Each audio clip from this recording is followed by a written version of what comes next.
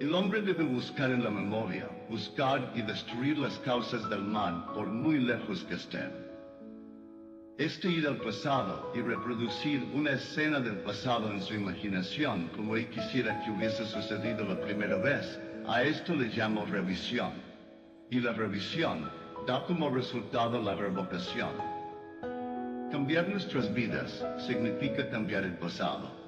Las causas del presente mal son las escenas no revisadas del pasado.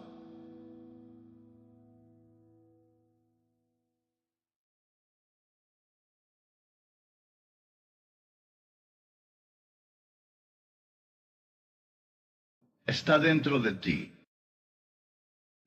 Ríos, montañas, ciudades, villas, todos son humanos, y cuando entres en sus vientres, caminas en cielos y tierras, así como en tu propio vientre, tú llevas tu cielo y tierra, y todo lo que observas, aunque aparente estar fuera, está dentro, en tu imaginación, de la cual este mundo de mortalidad no es nada más que una sombra.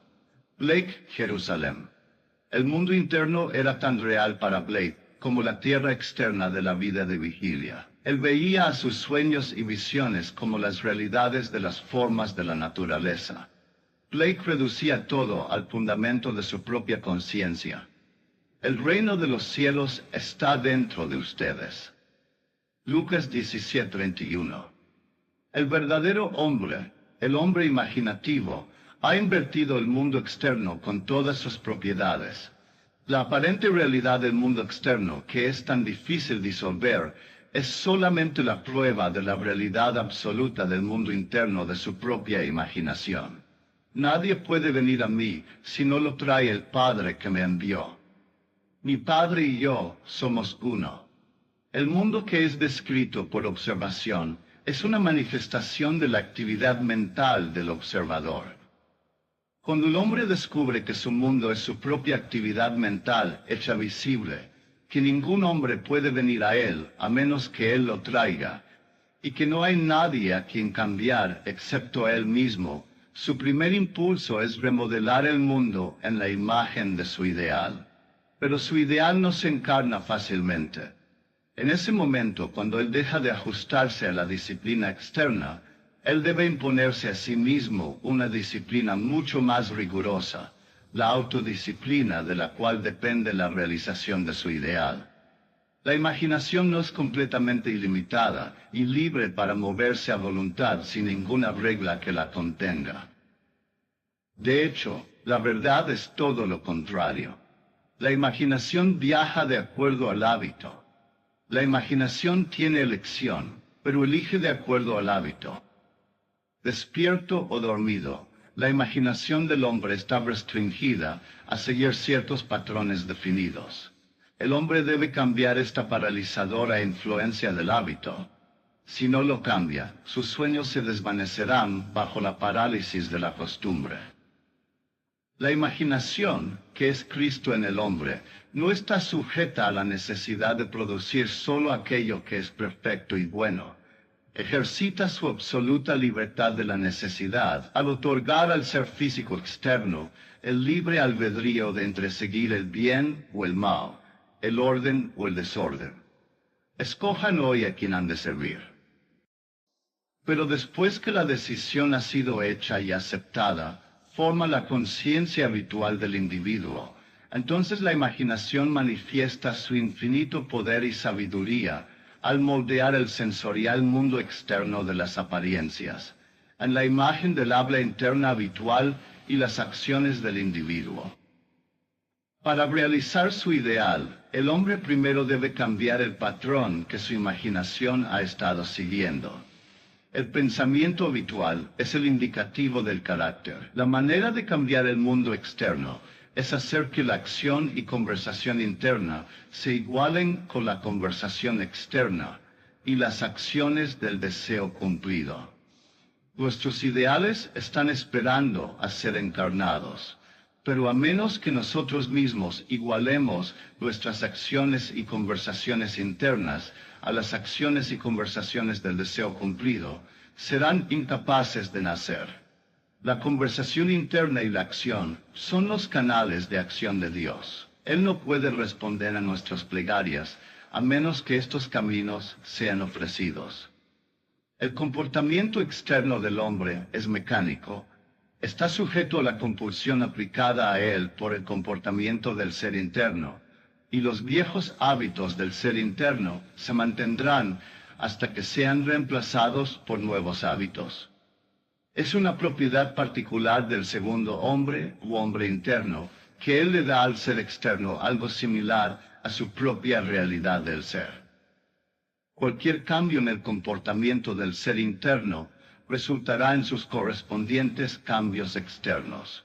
El místico llama a un cambio de conciencia muerte. Por muerte, se refiere no a la destrucción de la imaginación y el estado con el que estaba fusionada, sino a la disolución de su unión. Fusión es unión más que unidad. Por tanto, las condiciones a las que esa unión dio vida desaparecen. Yo muero diariamente, dijo Pablo a los Corintios. Blake dijo a su amigo Robinson, no hay nada como la muerte. La muerte es lo mejor que puede pasar en la vida, pero la mayoría de la gente muere tan tarde y toman un tiempo despiadado en morir. Dios sabe, sus vecinos nunca los ven resucitar de entre los muertos. Para el hombre externo de los sentidos, que no sabe nada del hombre interno del ser, esto es un simple disparate. Pero Blake lo dejó bien en claro cuando escribió esto un año antes de morir. William Blake, uno que disfrutaba muchísimo estar en buena compañía.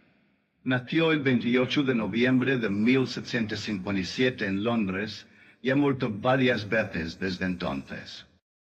Cuando el hombre tiene el sentido de Cristo como su imaginación, él ve por qué Cristo debe morir y resucitar nuevamente de entre los muertos para salvar al hombre.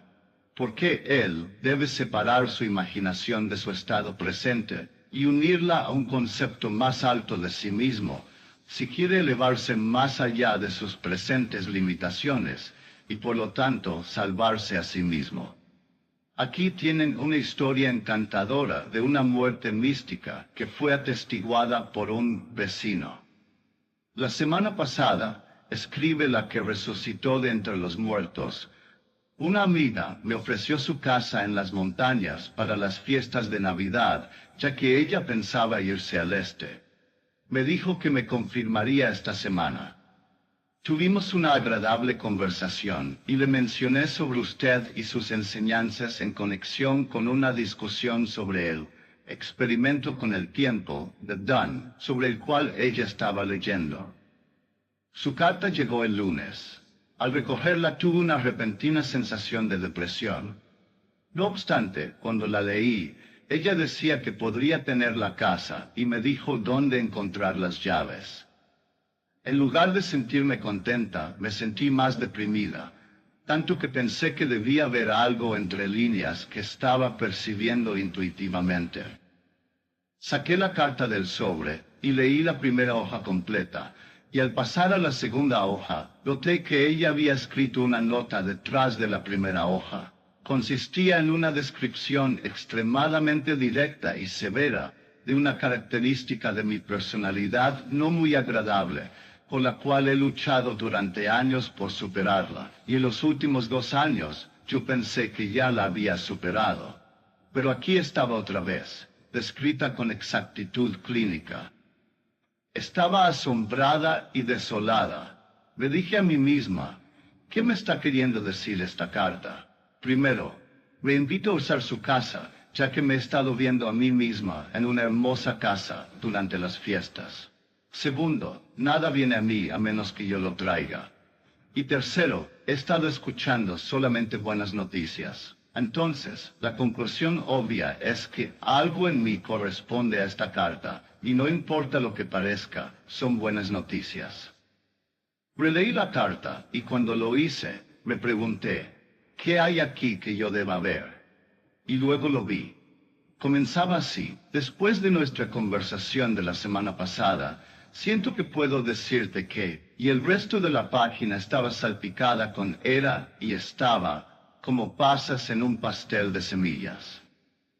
Un gran sentimiento de euforia me invadió. Estaba todo en el pasado. Lo que había trabajado tanto por corregir ya estaba hecho. De repente me di cuenta que mi amiga era un testigo de mi resurrección. Di vueltas alrededor del estudio cantando: está todo en el pasado, está hecho. Gracias, está hecho. Puse toda mi gratitud en una gran bola de luz y la disparé derecho hacia usted. Y si vio el flash de un relámpago el lunes por la noche, poco después de las 6 de su horario, era esto. Ahora, en vez de escribir una educada carta, porque es lo correcto que se debe hacer, puedo escribirle un sincero agradecimiento por haber sido franca y agradecerle por prestarme la casa. Muchas gracias por sus enseñanzas, que han hecho de mi amada imaginación mi verdadero Salvador. Y ahora, si cualquier hombre le dice a ella: mira, aquí está Cristo o está allí, ella no le creerá, porque ella sabe que el reino de los cielos está dentro de ella, y que ella misma debe asumir completa responsabilidad por la encarnación de su ideal, y que nada más que la muerte y la resurrección le llevarán hacia su ideal. Ella ha encontrado su Salvador, su amada imaginación, por siempre expandiéndose en el seno de Dios. Hay solo una realidad, y ese es Cristo, la imaginación humana, la herencia y logro final de toda la humanidad. Para que nosotros, hablando la verdad en amor, crezcamos en aquel que es la cabeza, es decir, Cristo.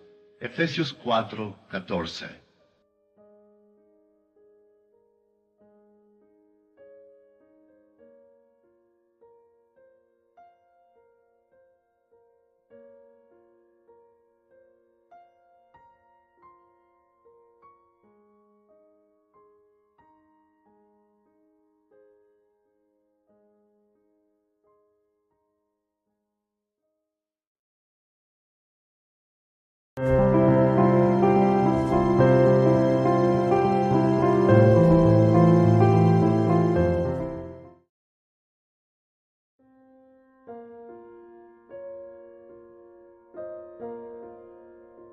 La imaginación se cumple.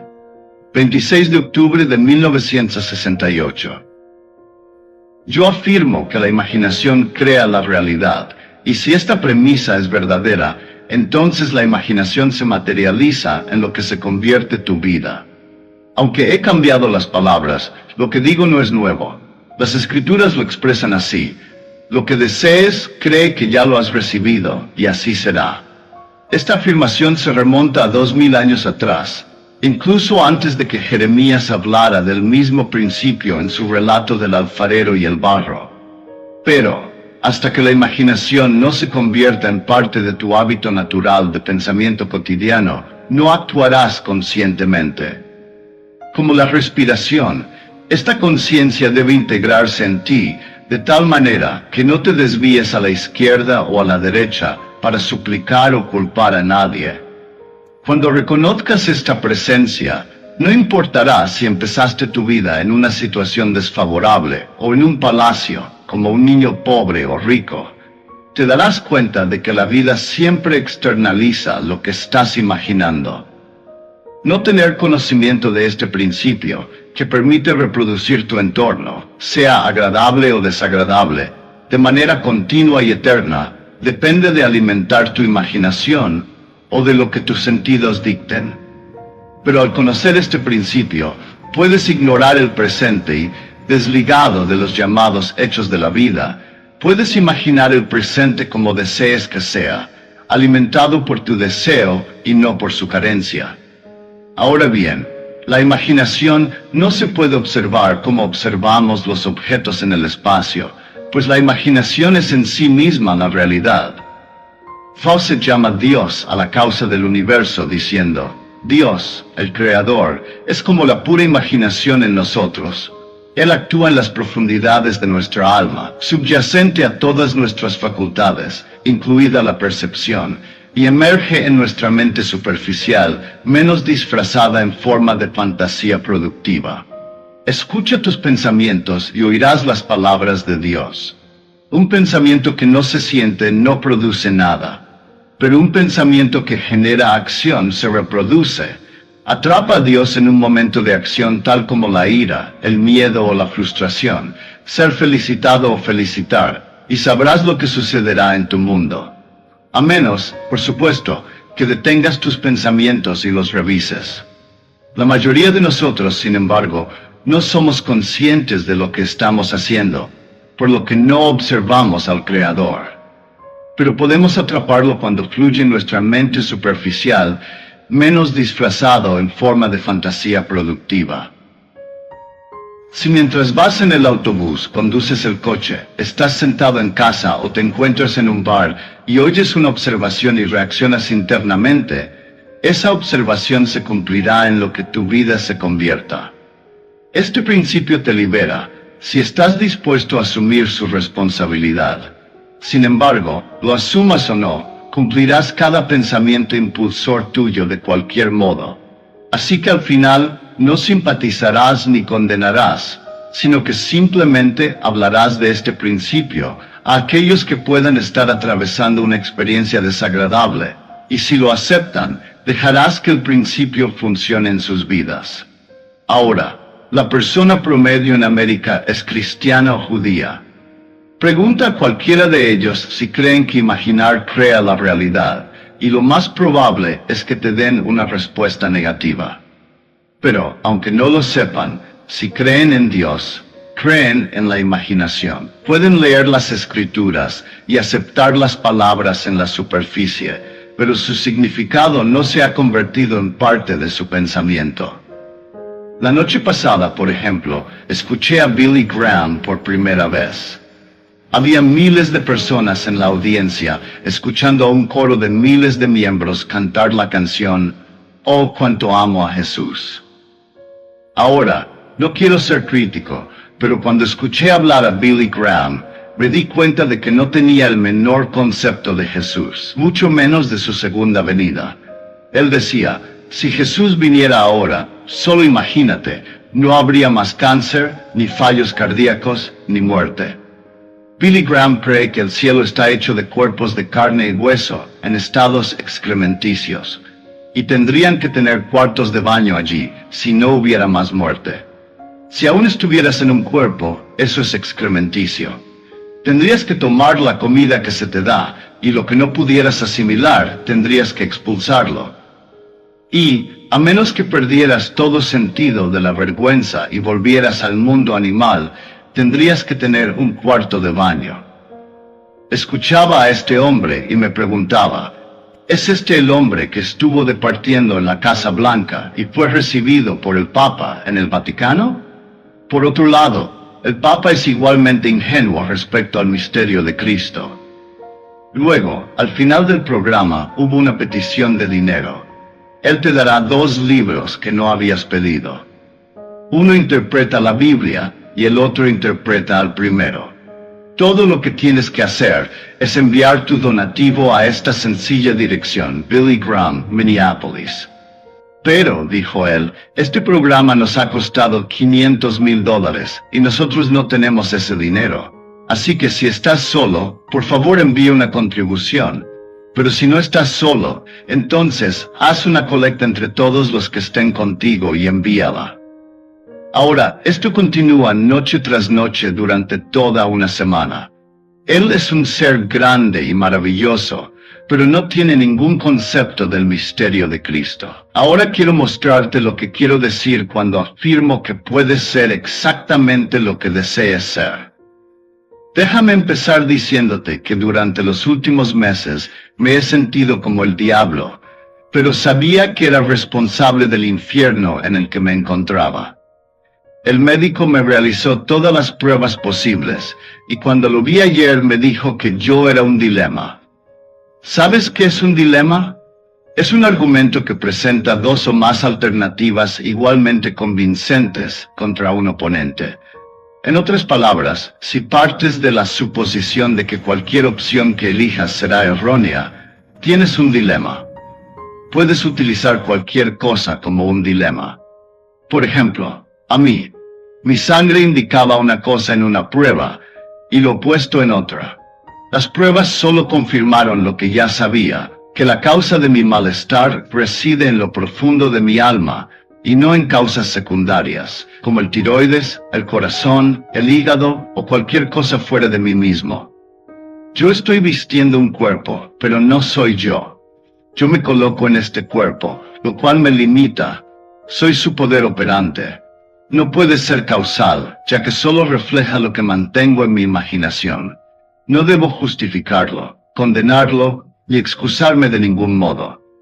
Sabiendo que no me sentía bien, cambié mi sensación, y cuando las pruebas que había realizado para complacer a la persona que amo regresaron, supe que era un dilema. Te pido que asumas la misma responsabilidad. No le pases la responsabilidad a ninguna persona, organización, situación o circunstancia, sino descubre por ti mismo que imaginar verdaderamente crea la realidad.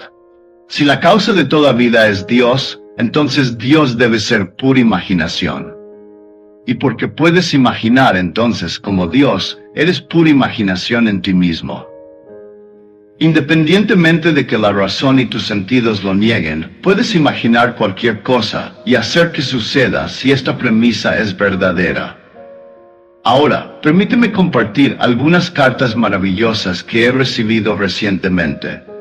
Una señora escribe: en julio mi coche necesitaba una reparación.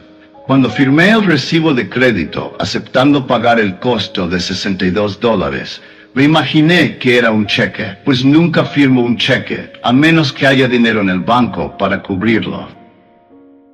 Agosto y septiembre pasaron sin ninguna solicitud de pago. En septiembre, un hombre me paró y, deseoso de vender su casa, me pidió ponerla en lista. Le dije que ya no estaba en el negocio y le recomendé a mi anterior corredor. Me olvidé completamente de ello, pero en octubre, justo antes de que llegara la comunicación de la reparación del coche, recibí una comisión de remisión de mi anterior corredor por la cantidad de $68, $6 más del costo de la reparación de mi coche.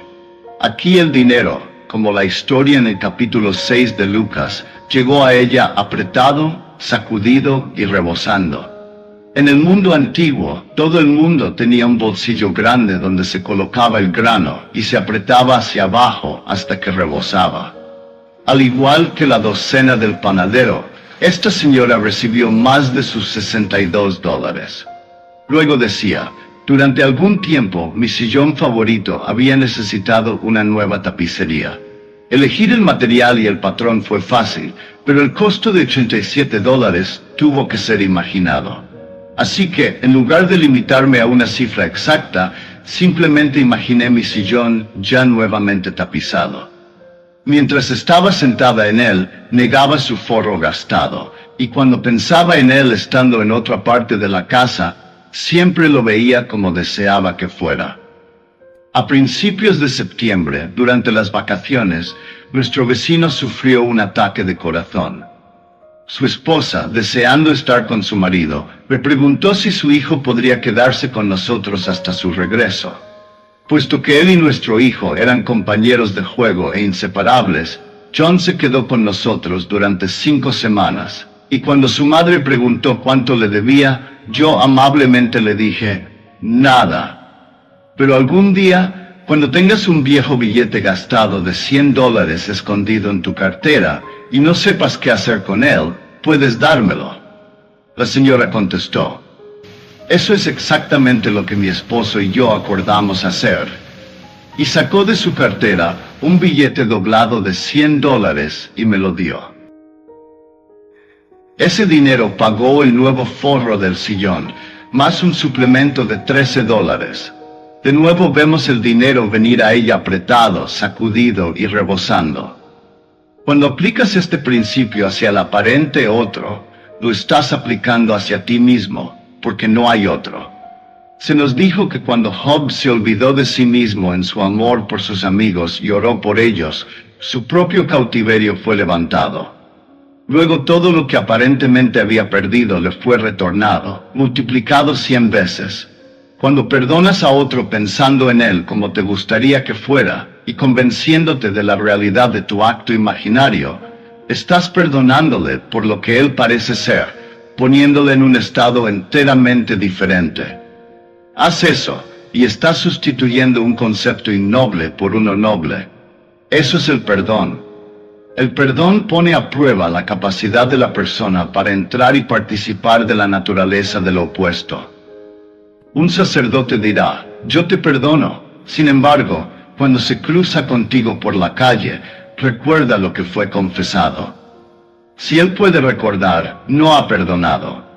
El recuerdo de lo que fue hecho o dicho debe ser sustituido por otra cosa, de modo que lo primero no pueda ser recordado ya. Si la actual señora Onassis sigue siendo la señora Kennedy a tus ojos, no la has perdonado, porque aún la estás viendo en su estado anterior. Perdónala sumergiéndote tanto en la idea de su nuevo estado, que sea todo lo que puedas recordar, y no el anterior. Si sigues pensando en ella en su estado anterior, la has empujado de vuelta a él, pues solo existen estados que se exteriorizan. Ahora, aquí hay otra historia. Mi amiga fue a Pittsburgh este verano para visitar a una amiga de la infancia, quien expresó el deseo de tener un nuevo órgano Baldwin. Poseyendo un órgano económico, mi amiga le dijo que cada vez que se sentara a tocar, imaginara ver la palabra Baldwin a través del frontal del órgano y afirmara que era su modelo de alta gama y que ya lo había pagado. Ella prometió hacerlo. El padre de la amiga había fallecido, y cuando ella recibió un cheque de $4,500 de su patrimonio, lo gastó en reparaciones necesarias de la casa. Pero, cuando llegó otro cheque por $3,500 del patrimonio, decidió comprar su órgano. Aunque el Baldwin de alta gama costaba $5,000, le dijeron que se lo venderían por $4,000 y le aplicarían un segundo descuento de $1,000 a cambio de su órgano actual, haciendo que el costo total fuera de $3,000 por el órgano de sus sueños. Ella accedió a pagar los $3,000 y el órgano fue instalado. Aunque una lluvia torrencial había provocado que el tejado de su casa necesitara reparación, el presupuesto de $1,700 se retrasó. Así que cuando llegó, mi amiga recibió una llamada de su amiga preguntando por qué el constructor había esperado a dar su presupuesto hasta después de que el Baldwin había sido comprado. Entonces mi amiga le contó la historia de mi amiga Ana, que vivía en Nueva York. Ana era una miembro de la profesión más antigua del mundo, siendo una dama de la noche. Ella frecuentemente venía a mis conferencias, pero ese día nos encontramos en la esquina de Broadway y la calle 72, donde me contó esta historia. Un día, mientras pasaba junto a una tienda de sombreros, se enamoró de un bonito sombrero en su escaparate, con una etiqueta que indicaba que costaba $17.50. Deseándolo tanto, decidió aplicar este principio, de modo que en su imaginación se colocó el sombrero en la cabeza, y mientras subía por Broadway, sentía el sombrero en su cabeza. No quería mirar en un escaparate de una tienda y ser desilusionada, y cuando llegó a casa, imaginó que se quitaba el sombrero y lo colocaba en el estante superior antes de mirarse al espejo. 10 días después, una amiga la llamó y la invitó a almorzar. Cuando llegó, la amiga le entregó una caja de sombrero, diciendo, «No sé qué me poseyó, pero compré este sombrero y cuando llegué a casa me di cuenta de que había cometido un error. No me gusta para mí, pero pienso que te quedaría estupendamente a ti, Ana». Al abrir la caja, metió la mano y sacó no cualquier sombrero, sino el sombrero. Luego Ana me dijo, ¿por qué Dios no me dio el dinero para comprar el sombrero en vez de traérmelo a través de una amiga? Le pregunté si se sentía obligada con su amiga, y cuando dijo que no con la cabeza, le pregunté cuánto pagaba habitualmente por un sombrero. Cuando me dijo $4 o $5, le pregunté si había comprado alguna vez un sombrero de $17 antes. La respuesta fue que no. y cuando admitió que debía el alquiler de 2 semanas, le dije, si mientras estabas admirando el sombrero hubieras encontrado un billete de $100 en la acera, ¿habrías comprado el sombrero? Responderé por ti, no lo habrías hecho. Habrías pagado el alquiler y quizás comprado algunos comestibles, pero no habrías comprado el sombrero. Dime, Ana, ¿cuánto dinero debe darte Dios para lograr que compraras un sombrero de $17? Si te hubiera dado $1,000, no lo habrías comprado, pues no estás acostumbrada a comprar sombreros tan caros. Así que Dios sabe mejor cómo darte el sombrero que tú deseabas.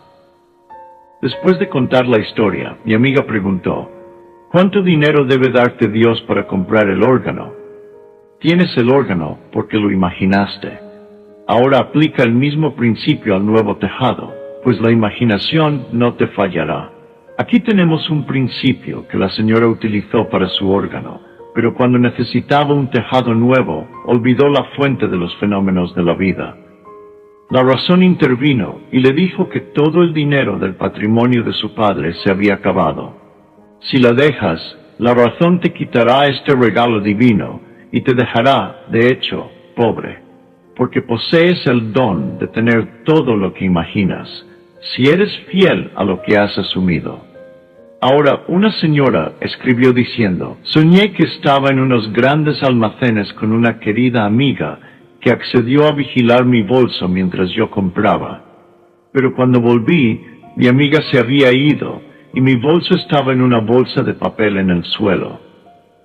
Al abrir el bolso, descubrí que faltaban $30 y una pequeña tarjeta que llevo indicando que soy una ministra ordenada de Unity. Desperté preguntándome por qué alguien querría esa tarjeta. La tarjeta contenía el objeto central de la verdad en su sueño. Ella había pagado las 30 monedas de plata, el precio pagado por la verdad, y ahora había trascendido cualquier ordenación en este mundo. Por buena que Unity y todos esos grupos sean, están jugando sus papeles en ciertos niveles de la conciencia. Pero esta señora había ido más allá de cualquier ismo artificial, sea Unity, la ciencia cristiana o la ciencia de la mente. Todas esas son doctrinas artificiales, no basadas en la visión. A ella le fue mostrado que había pagado el precio por Cristo, y la tarjetita que le dio título para cierto nivel de conciencia había sido eliminada, pues ella había trascendido el nivel psicológico y entrado en el tercer nivel del arca de la vida, el nivel de la visión. Ella había encontrado a Cristo porque había pagado el precio. Te puedo decir, tienes dentro el poder para crear cualquier cosa. Deja que la gente sea lo que quiera ser, mientras te pones metas para ti mismo. No importa qué haya pasado en tu vida o lo que la evidencia de tus sentidos te diga, el poder del universo está en ti. Ese poder es el Señor Cristo Jesús, cuyo nombre es Yo Soy. Sin embargo, no lo conocerás nunca, a menos que lo pongas a prueba, pues solo entonces te darás cuenta de que Jesucristo está en ti. Me enseñaron que Cristo estaba fuera en algún lugar en el espacio, pero acepté el desafío y me puse a prueba para descubrir que yo soy el Creador, que yo creo desde dentro y que mi vida es el cumplimiento de mis propios actos imaginarios.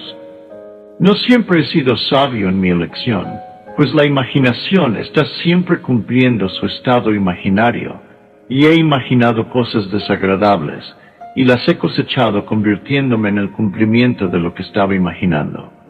Entonces me volví más alerta y descubrí que podía atrapar a Cristo mientras fluía mi mente menos disfrazado en forma de fantasía creativa.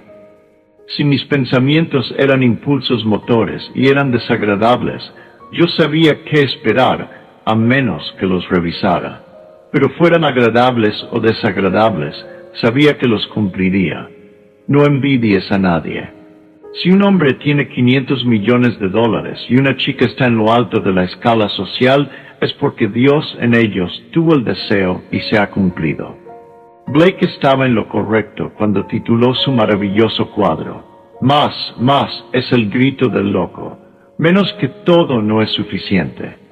Las Escrituras nos dicen, todo lo tuyo es mío y lo mío es tuyo, pues todo lo que Dios es tuyo, ya que tú heredas a Dios.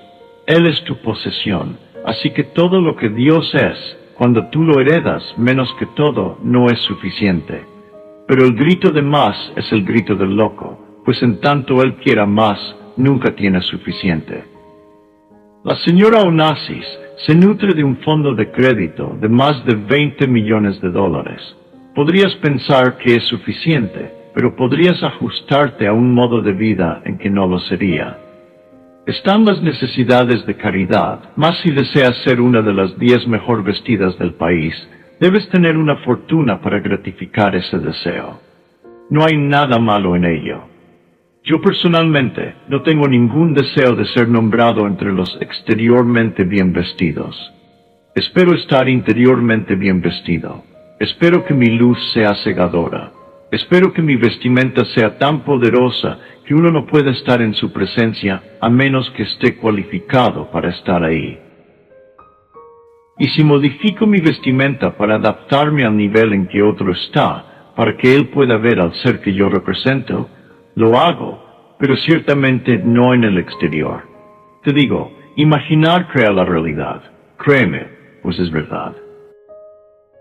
Fawcett estaba en lo cierto cuando decía, el secreto de imaginar es el más grande de todos los problemas a cuya solución el místico aspira, pues el supremo poder, la suprema sabiduría y el supremo deleite descansan en la solución de este misterio. Un amigo mío envió al señor Fawcett mi libro y llamó su atención hacia el capítulo llamado La Revisión. También envió una copia a un físico de una de nuestras grandes universidades.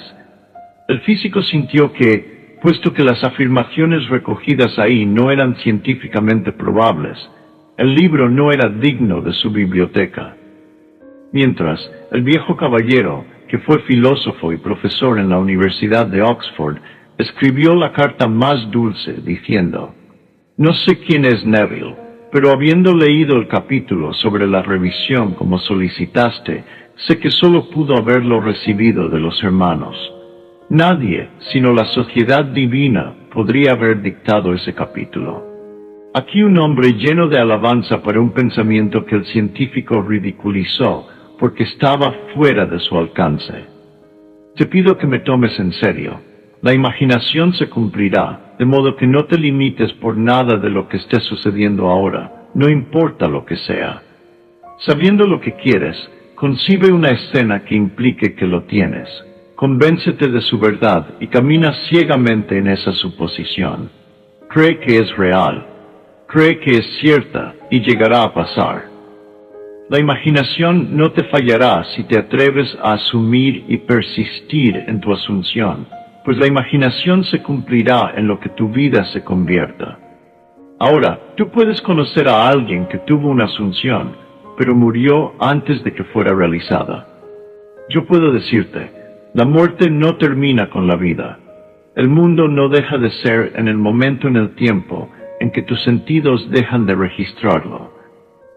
En cambio, tú eres devuelto a la vida para continuar tu viaje, y tus sueños, no realizados aquí, se realizarán allí. Tú no puedes detenerlo, pues la imaginación está siempre creando la realidad. Cuando mi hermano Lawrence estaba haciendo su salida de este mundo, yo le dije a mi cuñada que había matrimonio en el otro mundo, y ella, en un tono muy ligero, dijo, yo no quiero ir ahora, pero ¿tú piensas que Lawrence me estará esperando para que podamos volver a casarnos? Bueno, respondí yo en el mismo tono ligero, diciendo, Dios es misericordioso. Dejaré eso ahí y tú puedes dar la interpretación que quieras respecto a lo que he dicho. Pero imaginas a dos personas que han pasado su vida peleando como el perro y el gato queriendo perpetuarlo? No, Dios es misericordioso. Realmente lo es. Una vez que has experimentado un estado infeliz, tendrías que ser un estúpido idiota para repetirlo. Pero después de la resurrección, no hay dar o tomar en matrimonio, pues estás por encima de la organización de sexos. por completo más allá de ello. Ahora, entremos en el silencio.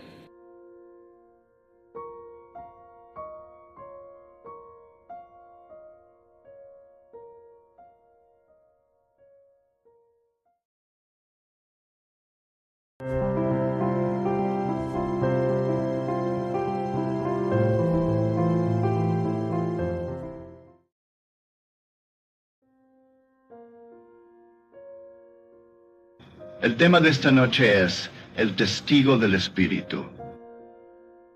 Cuando abrimos la Biblia, la vemos como algo que pertenece a un mundo antiguo, algo que se remonta, al menos para nosotros, a 2000 años o más.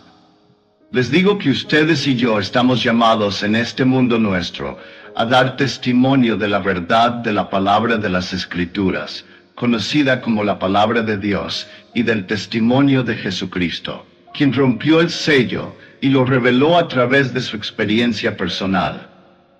Sin importar lo que logremos en este mundo, no es nada comparado con lo que estamos destinados a realizar, que es dar testimonio de la verdad de la palabra de Dios. Ahora, les aseguro que daremos testimonio de ello. Todos deben hacerlo, y por lo tanto lo harán. Esta noche tomaremos una historia sencilla para mostrarles cómo alguien ha dado testimonio de esto. Ella me entregó una carta el viernes por la noche.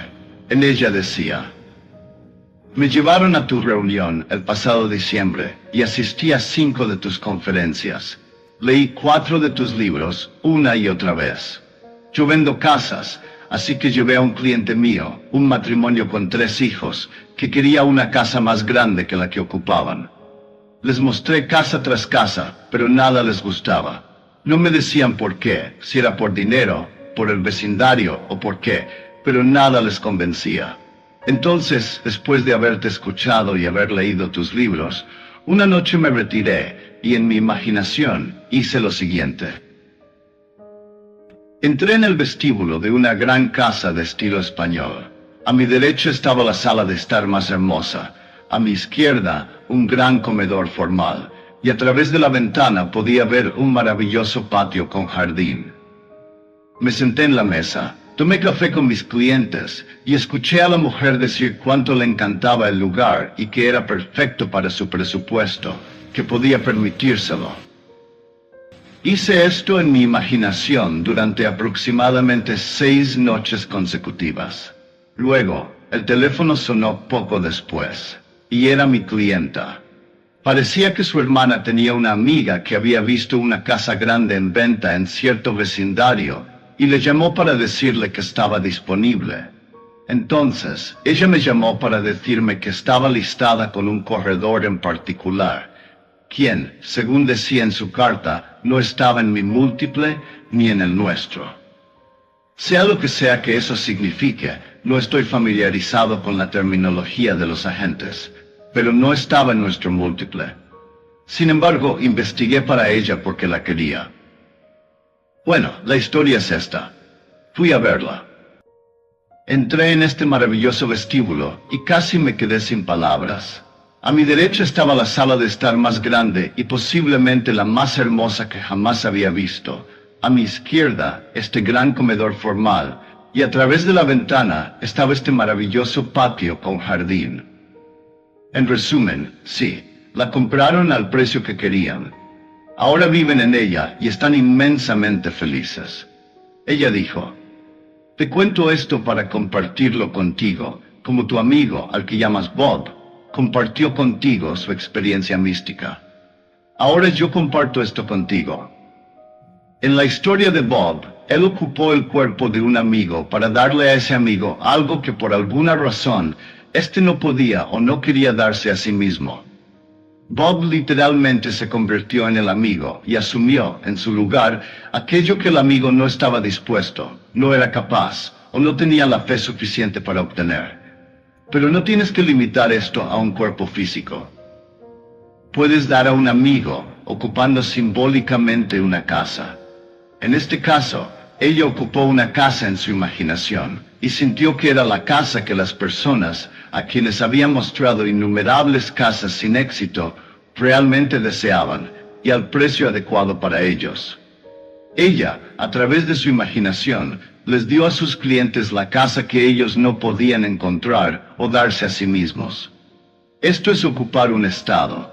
Un estado puede ser el cuerpo de un amigo, o como en su caso, una casa que un cliente deseaba, pero no podía encontrar.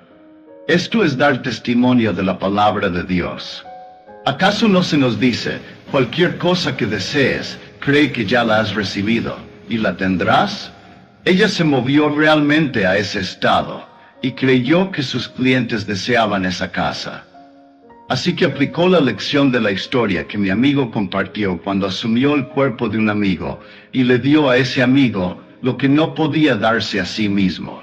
Esto es testificar sobre la verdad de las Escrituras, aunque al leerlas puedan parecer algo de una era antigua. Les digo que cada palabra de las Escrituras será testificada por nosotros. Ahora, ¿cómo lo hacemos? ¿Cómo empezamos? Escuchen estas palabras. Nosotros amamos porque Él nos amó primero. 1 Juan 4:19. ¿Yo te amo porque tú me amaste primero?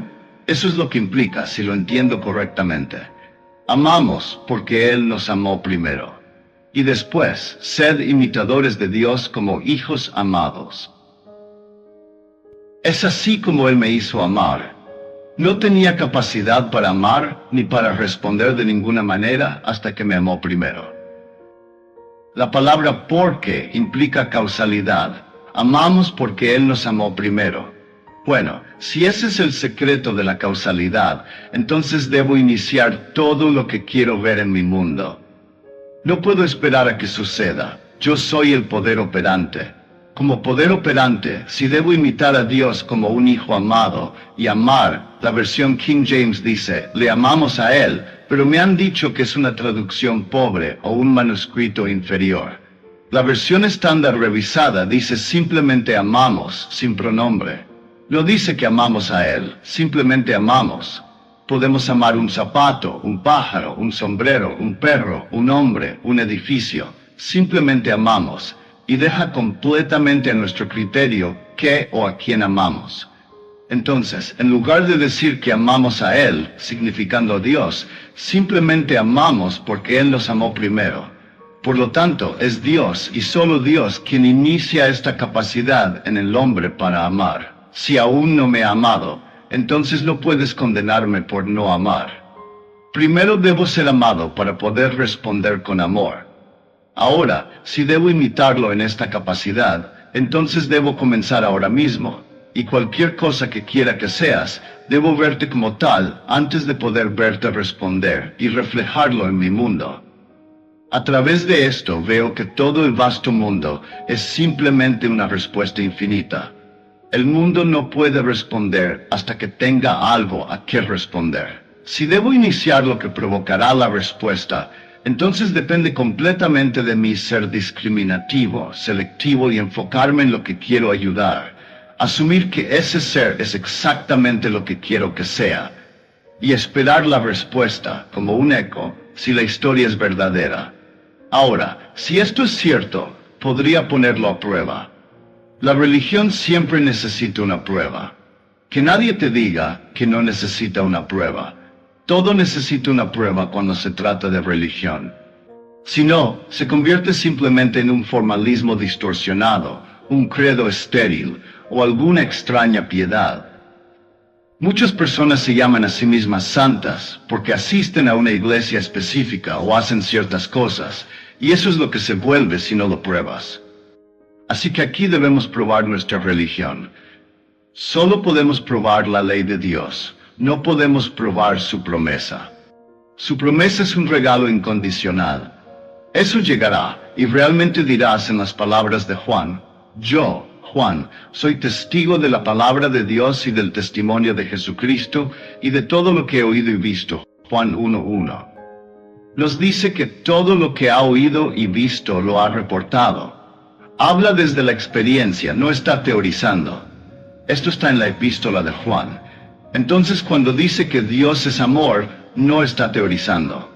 Recientemente leí que Thomas Huxley, el gran gigante intelectual de su época, abuelo de Aldous y Julian, quienes también fueron gigantes intelectuales, En el mundo científico dijo, no puedo ver ni una sombra ni una pizca de evidencia de que Dios es amor. Esto es Thomas Huxley. No puedo ver ni una sombra ni una pizca de evidencia de que Dios es amor. La obsesión con esta escena humana, excluyendo cosas superiores, inevitablemente nos lleva a esa conclusión. Si mi mundo entero está en el ámbito científico, como el de él, tratando de desentrañar cómo se construyó el mundo, sin preguntarme por qué lo hizo o quién lo hizo, simplemente tomándolo como una máquina y tratando de desentrañar su mecanismo. O si estoy perdido en la ganancia personal y no puedo encontrar suficiente para protegerme de los golpes del mañana, entonces no tengo tiempo para cosas superiores. No significan nada. Un amigo mío, que hizo una fortuna, me dijo, Neville, no puedo esperar para levantarme por la mañana y odio irme a la cama. Es una pérdida de tiempo. Los sueños no significaban nada para él, una visión tampoco. Ya ha dejado esta esfera, vivió sus 70 años dejando tras de sí una cadena de puestos de hamburguesas, 8 en total, muy productivos en la ciudad de Nueva York. Y así dejó todo a su esposa y 3 hijos. Pero todo lo que podía pensar era en más de lo mismo. Un sueño lo habría asustado. Una experiencia mística no tenía significado alguno para él. Ahora está en otra esfera, pero sé por experiencia que está revestido con un cuerpo tan real para él como lo era el cuerpo que tenía aquí. No está desempeñando el mismo papel, porque aquel que inició todo sabe exactamente dónde colocarlo para su bien futuro. Porque aquel que comenzó la buena obra en él, como la comenzó en nosotros, la llevará a su perfección en el día de Jesucristo. Ese es el trabajo que debe realizarse. Cuando Jesucristo, que está en el hombre, porque cada niño nacido de mujer tiene como realidad a Jesucristo, es ese ser quien experimenta las vivencias de las Escrituras. Es ese ser quien resucita, quien nace de lo alto, quien descubre la paternidad de Dios, quien se encuentra a sí mismo como el Hijo del Hombre, ascendiendo como una serpiente al cielo. Es ese ser quien se encuentra rodeado de afecto desde lo alto por el Espíritu de Dios en forma corporal como una paloma. Es ese ser, no es otro. Por lo tanto, en este mundo, el verdadero logro de cada persona se mide por su capacidad de dar testimonio de la verdad de la palabra de Dios. Si esta noche yo dejara este mundo, y mañana los investigadores descubrieran que dejé $1,000 millones, aquellos que lo leyeran en el periódico podrían sentir envidia de mis supuestas riquezas y posesiones. Pero si al hacer mi partida no he testificado, si no he tenido la capacidad de dar testimonio de una sola palabra de las Escrituras, soy tan pobre como un ratón de iglesia. Los $1,000 millones no significarían nada, porque no me los llevo conmigo. Ni un solo centavo me acompaña. Ningún honor que los hombres confieran a otros hombres en este mundo, nos lo llevamos. Si les contara algunas de mis historias, de cómo he conocido a quienes fueron considerados verdaderamente grandes en este mundo, gigantes políticos y figuras de gran poder, y cómo los he encontrado más allá del velo en un mundo tan real como este, pensarían que Neville se ha vuelto loco. No se trata de sentir lástima por nadie, sino de regocijarse con los demás, pero no te regocijarías con los papeles que ahora desempeñan. Esto lo digo por experiencia, no estoy teorizando. Entonces, ¿para qué estamos aquí? Para probar las Escrituras y al menos ser testigos de la ley de Dios. La promesa llega automáticamente en el tiempo designado por Dios. Pero basta con poder decir que lo probamos, como hizo esta mujer. No la conozco personalmente. Ella dijo que solo asistió a mis conferencias por primera vez en diciembre pasado, cuando escuchó, hace 2 semanas, la historia de mi amigo que compartió cómo pudo revestirse de un amigo y otorgarle lo que éste no podía darse a sí mismo. Ella aplicó esa lección. Ella quería encontrar la casa ideal para sus clientes. Así que en lugar de solo imaginarla, la ocupó. Como he dicho muchas veces, hay una gran diferencia entre pensar en lo que queremos y pensar desde ello. La gran falacia del mundo del hombre es la construcción perpetua y la ocupación retrasada. Sabemos lo que queremos, lo visualizamos, lo construimos en nuestra mente, pero no lo ocupamos. Ella ocupó esa casa y luego recibió una llamada de sus clientes diciendo que habían oído hablar de la casa ideal. Si no supiera lo que hizo antes de encontrar la casa, podría pensar que fue mera coincidencia. Pero por un momento en el tiempo, fue testigo de la verdad de la palabra de Dios. Les digo que estamos aquí con un propósito: testificar sobre la verdad de la palabra de Dios y el testimonio de Jesucristo. Porque el mismo Jesucristo que está sepultado en cada niño nacido de mujer debe testificar la verdad de las Escrituras, y ese testimonio registrado, llamado el testimonio de Jesucristo. En cuanto a Huxley, que no pudo aceptar que Dios es amor, yo no tengo que especular ni preguntar si Dios realmente es amor, porque fui llevado en espíritu. Como se nos dice, solo tres dan testimonio: el espíritu, el agua y la sangre.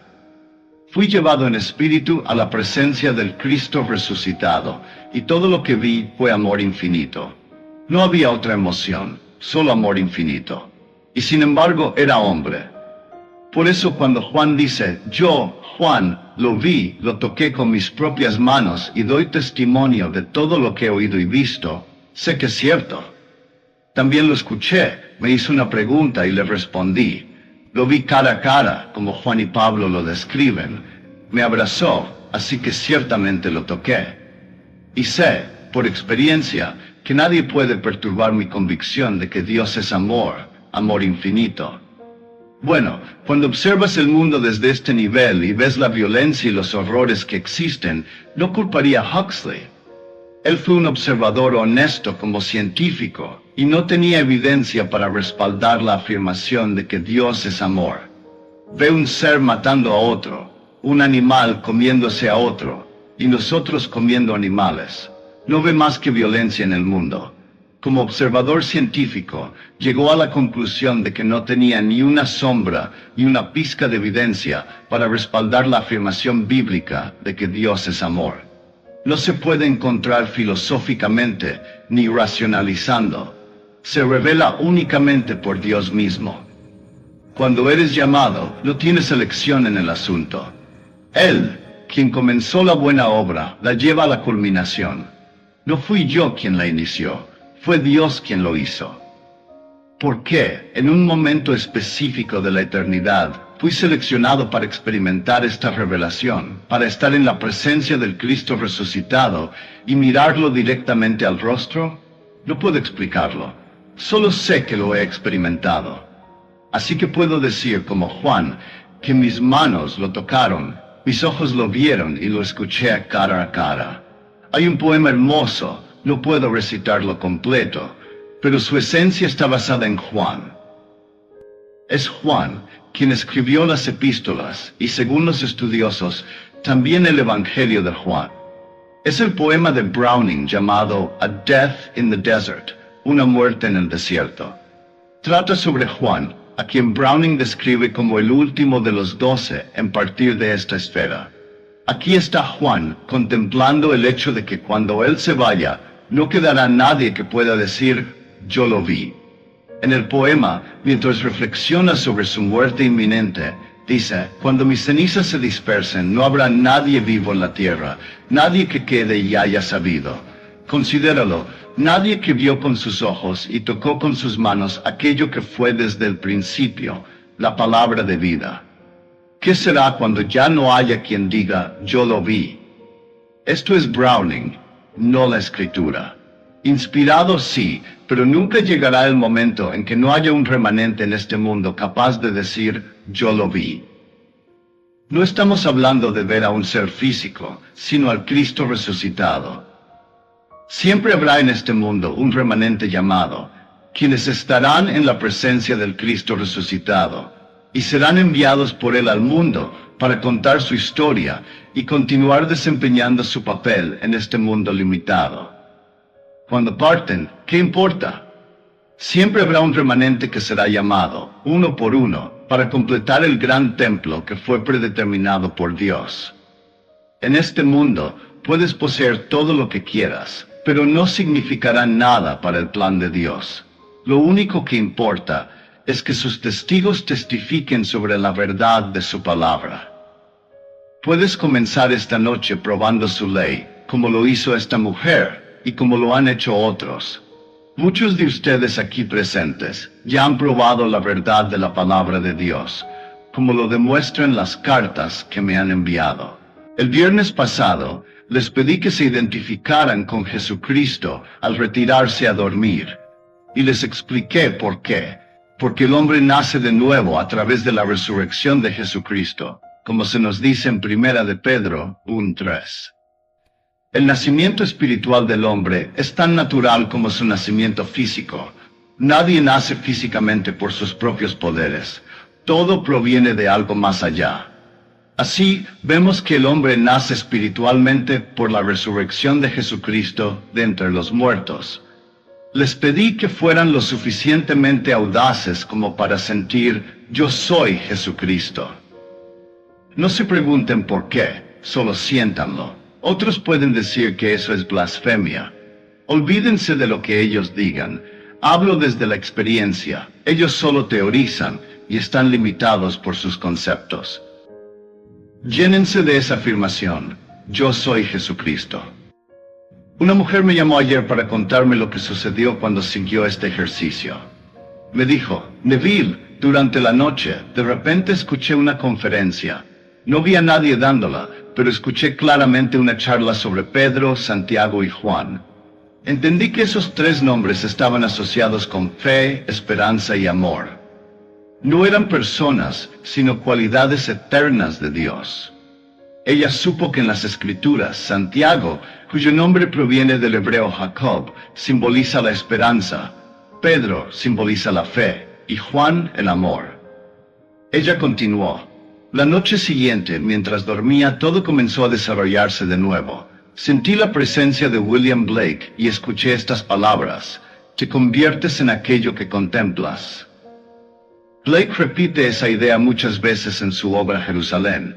Si te ves como Jesucristo, eventualmente manifestarás en ti mismo las cualidades que Él personifica: fe, esperanza y amor. Entonces, esta noche, no se acuesten como el ser limitado que caminó por la tierra, hoy con todos sus problemas.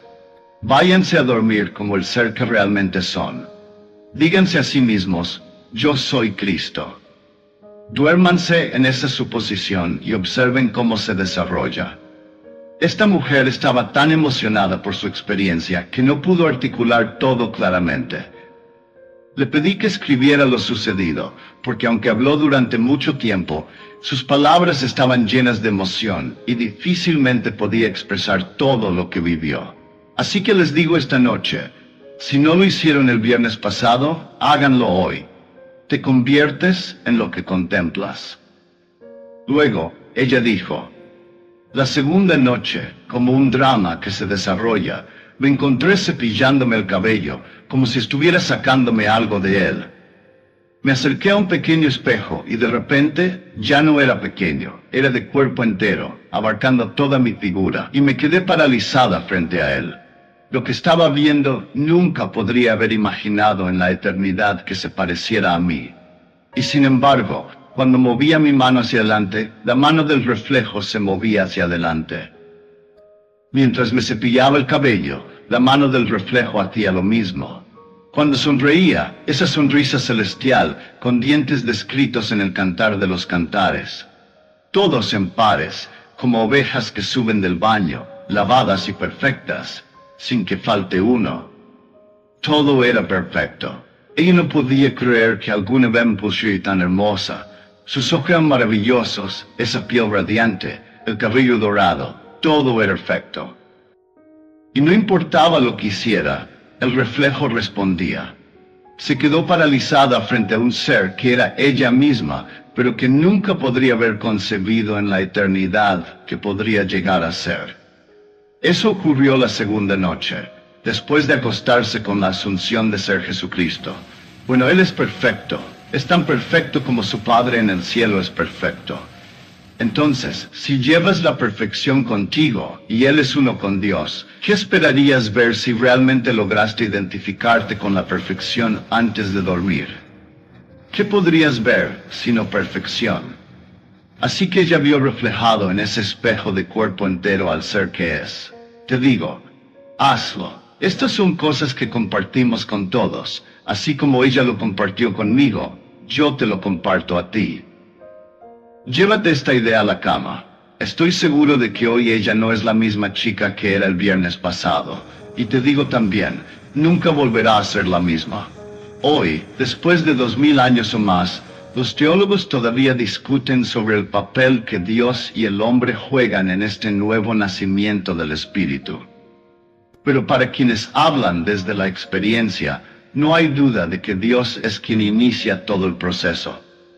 Le conté una historia, y ella actuó en consecuencia. ¿Qué hizo? Como mencioné antes, amamos porque Él nos amó primero. Ella, como abuela, sabe lo que es amar. Dios la amó tanto que ahora ella puede amar. No podrías amar antes de que Dios te amara. No podrías. Cuando ves a una criatura violenta en el mundo incapaz de amar, es porque aún no ha sido tocada por el amor de Dios. Por eso perdónalos y ten compasión por ellos.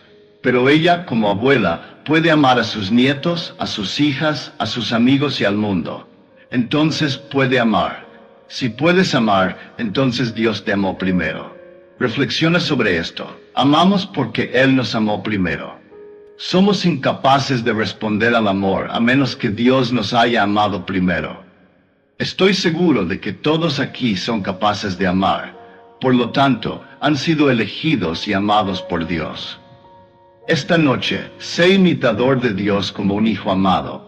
Si no puedes amar hasta que Dios te haya amado, entonces el hecho de que puedas amar significa que Dios ya te ha amado. Reflexiona sobre el hecho de que Dios te ha elegido como un ser único y te ha amado, porque sin ese amor no podrías amar. Les comparto algo más. Esta mujer llevó esa idea consigo, y en la segunda noche vio un reflejo de sí misma en un nivel de perfección que nunca podría haber imaginado. Ella experimentó esto porque, como dije antes, te conviertes en lo que contemplas. Si contemplas la perfección, la encarnarás. Entonces, esta noche pruébalo tú también. Si deseas una casa, un trabajo o algo más, asúmelo como si ya lo tuvieras. Esta mujer ocupó la casa en su imaginación, vivió en ella, tomó café con sus clientes y vio el patio desde la ventana. Luego, sin buscarlo, recibió una llamada que la llevó directamente a esa casa. Todo se manifestó, y sus clientes la compraron al precio que podían pagar. Ahora viven felices allí. Haz esto y serás testigo de la verdad de la ley de Dios. Y con el tiempo, también serás testigo de la verdad de la promesa de Dios, tal como está registrada en las Escrituras y revelada en la vida de Jesucristo. Ahora, entremos en el silencio.